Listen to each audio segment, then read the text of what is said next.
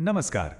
ચાલો આજે TET higher secondary 2026 પરીક્ષાના અભ્યાસક્રમની જે કેટલીક ગૂંચવણો છે એને એકદમ સરળ રીતે સમજી લઈએ. હવે સૌથી મોટો સવાલ એ છે કે ભાષા અને કોમર્સ વિષયનો સાચો સિલેબસ છે શું? ઘણા ઉમેદવારો આને લઈને થોડા કન્ફ્યુઝડ છે. તો ચાલો આજે આ જ કન્ફ્યુઝનને જડમૂળથી દૂર કરીએ. અને આ બધી અસમંજસને દૂર કરવા માટે રાજ્ય પરીક્ષા બોર્ડે પોતે જ એક સત્તાવાર સ્પષ્ટતા કરી છે.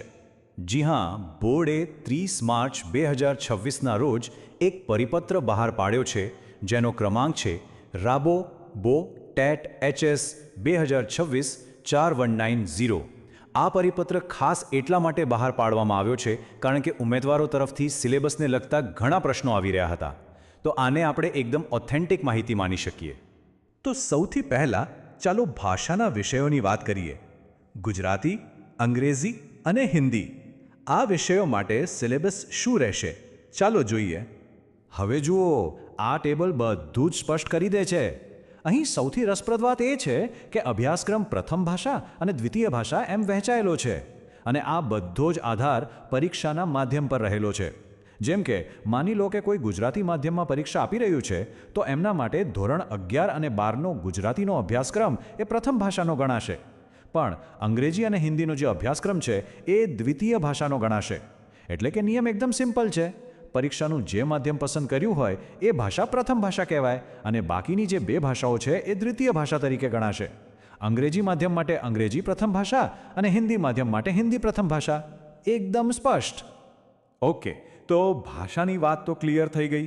હવે વારો છે કોમર્સ વિષયનો. ચાલો જોઈએ કે કોમર્સના સિલેબસમાં શું શું સામેલ છે. તો જુઓ, પરિપત્ર એકદમ સ્પષ્ટ કહે છે કે કોમર્સનો અભ્યાસક્રમ એટલે કોઈ એક વિષય નહીં પણ આ 3 વિષયોનું કોમ્બિનેશન છે. એમાં નામાના મૂળતત્વો, વાણિજ્ય વ્યવસ્થા અને સંચાલન અને સેક્રેટેરિયલ પ્રેક્ટિસ અને વાણિજ્ય પત્ર વ્યવહાર આ ત્રણેયનો સમાવેશ થાય છે. તો આ આખી ચર્ચા પરથી તૈયારી માટેના મુખ્ય મુદ્દાઓ કયા તારવી શકાય? ચાલો એના પર એક નજર કરીએ. ભાષાના વિષયો માટે સૌથી પહેલું અને સૌથી અગત્યનું કામ છે પરીક્ષાનું માધ્યમ નક્કી કરવું, કારણ કે એના પરથી જ નક્કી થશે કે કયો અભ્યાસક્રમ લાગુ પડશે, પ્રથમ ભાષાનો કે દ્વિતીય ભાષાનો. અને જ્યાં સુધી કોમર્સની વાત છે તો એ પણ સ્પષ્ટ છે કે તૈયારીમાં પહેલાં ત્રણેય વિષયોને આવરી લેવા પડશે. એટલે કે નામાના મૂળતત્વો, ઓસી અને એસપી ત્રણેયની તૈયારી કરવી પડશે. તો હવે જ્યારે અભ્યાસક્રમ એકદમ સ્પષ્ટ થઈ ગયો છે ત્યારે ફોકસ શું વાંચવું પરથી હટીને કેવી રીતે વાંચવું પર આવી જવો જોઈએ.